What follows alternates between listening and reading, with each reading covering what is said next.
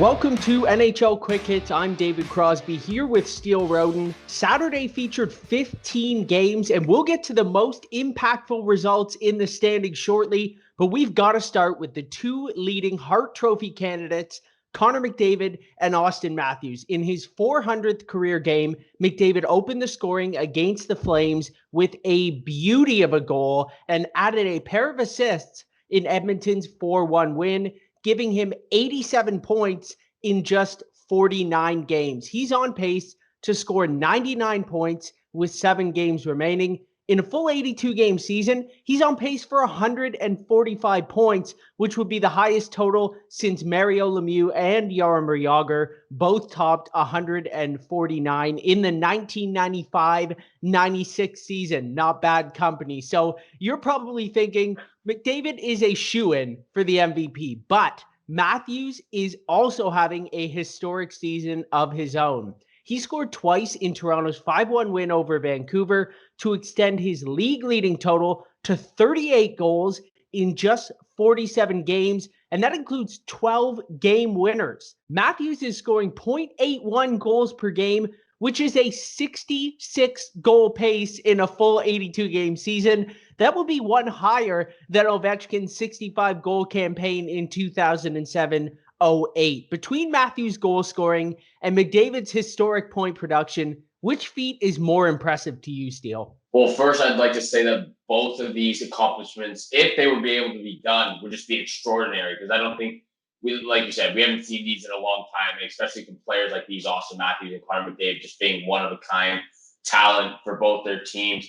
I wish I could watch a full season right now and watch them try to potentially reach these goals and reach these targets for the end of the season before the playoffs. And 144 points in a season, 66 goals, just unbelievable to even think about. But the thing, I would have to give this to Connor McDavid. I think just 144 points in a season. He's 25 more points ahead of Auston Matthews right now, and that's with 9 less goals. Connor McDavid is still in second place for the most goals so far this season with 29. So to have 25 more points than Auston Matthews, to me, that's just unbelievable. And the reason I think about having 144 points in a season is more impressive is because, A, Connor McDavid, like I said, is in second place with goals with 29, but most of his assists are primary assists. He's doing the work himself. He's cutting down in the high squat, passing it over to the right or left side, finding Ryan Nugent-Hopkins or Tyson Barrie or Leon Draisaitl. So the fact that he's getting most of the goals himself with the talent that he has and 144 points in a season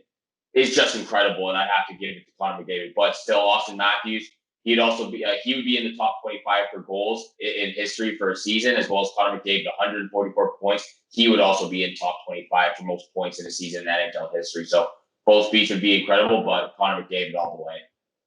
Yeah, there's no wrong answer there. Two absolute studs. It honestly reminds me of Sidney Crosby and Alex Ovechkin coming up together. One guy just that complete goal-scoring machine, and the other guy kind of more of the complete point producer type. Now, of course, Sidney Crosby did have a lot more playoff success than Connor McDavid has had early in his career. So we'll see how this season ends, but we will be checking back to see if McDavid can break that 100-point barrier this season. That would be insane. Sticking in the Canadian division, Cole Caufield's first career goal came in overtime to give Montreal a 3-2 win over Ottawa. And over in the Central Division, Erik Haula also scored an OT to give the Predators a crucial 1-0 win over the Stars and a 3-point cushion over Dallas for that final playoff spot. Now, while there's still plenty of hockey to be played, Montreal and Nashville now have the inside track on the 4 spot in their divisions. Which team do you think is a more dangerous playoff dark horse? Yeah, well, I'll start off with both of the overtime goals because both of them were really crucial for their teams. Cole Caufield, especially, there's no such thing as a bad goal, especially when it's your first goal. Go hard to the net, get on that puck. What a great pass from Jeff Petrie cutting down on the left side.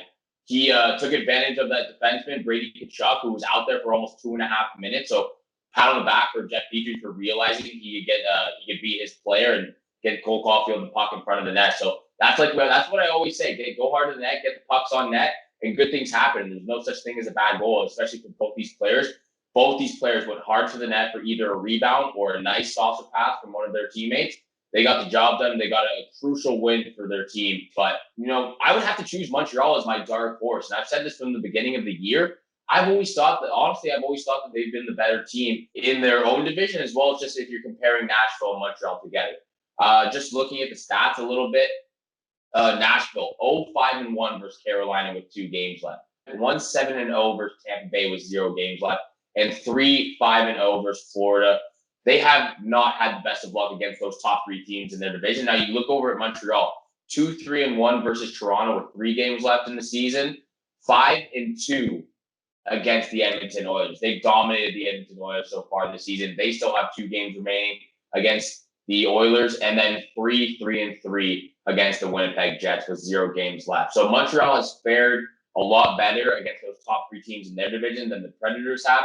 I just like the Montreal Canadiens better. Once they get Carey Price back from injury, if they're able to get Brendan Gallagher back, hopefully halfway through the first round, depending on how serious that injury still is and how far he's come back from in the process to heal a little bit. Montreal's a better team, and like we talked about last podcast, Cole Caufield could be a vital piece in that decision because of how versatile, how fast, how shifty, his shot release. He could be a great weapon in the playoffs. I think they've got a dark horse just because of how well they fared against those top 3 teams so far in the regular season. Yeah, I completely agree with you. I think Caufield brings a whole other dimension to this team. And Nashville is definitely in the harder division. As good as the North Division is, I feel like they almost don't stand a chance if they're in that 4th place. But I don't want to write them off too early. We'll see how this season finishes off. But let's finish this episode with a pair of impressive streaks. Tristan Jarry had his 2nd shutout in 4 games, and Brian Rust scored his 100th career goal to give Pittsburgh a 3-0 win over Washington and the East Division lead. The Penguins have now clinched a playoff spot for the 15th consecutive season. They're kind of like the Detroit Red Wings. I never thought that playoff streak would even come close to being matched, but Pittsburgh has a shot to get that done in the next few years. Let's go over to the Central now. The Hurricanes strengthen their hold on the top seed with a 2-1 overtime win against Columbus, extending their point streak to 10 games. Now, the Penguins and the Hurricanes are both red hot right now. Do you think either or both will hold on to the top spot in their respective divisions?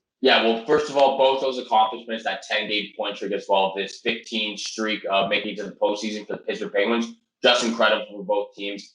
I would have to say that the Penguins have a better shot at holding that top position in their division, but the Carolina Hurricanes have a better shot for the Stanley Cup odds for sure. And just looking at the rest of the reason I say that is because looking at the remainder of the schedule, the Penguins, they have 4 games left against, probably the 2 worst teams in their division, which is the Philadelphia Flyers and Buffalo Sabres, and they're holding a 2-point lead with 1 less game against the Washington Capitals, and the New York Islanders who are fighting for that top spot as well.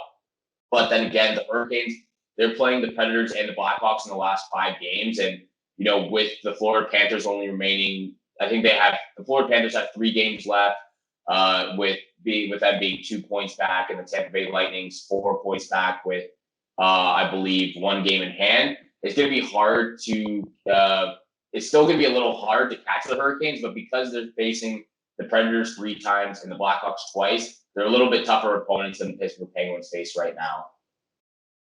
Well, it is kind of the story of 2 seasons with these teams. The young Hurricanes have been solid all season long. I think way better defensively than anybody expected. And the veteran Penguins rebounded from a really tough start. It looked like Jarry was not a number 1 guy there for the first month or so of the season. But after they made some front office changes, they have completely turned their season around, and both are looking really good heading into the playoffs. That's all the time we have for today's episode. On behalf of Steel Roden, I'm David Crosby, and thanks for tuning in to NHL Quick Hits.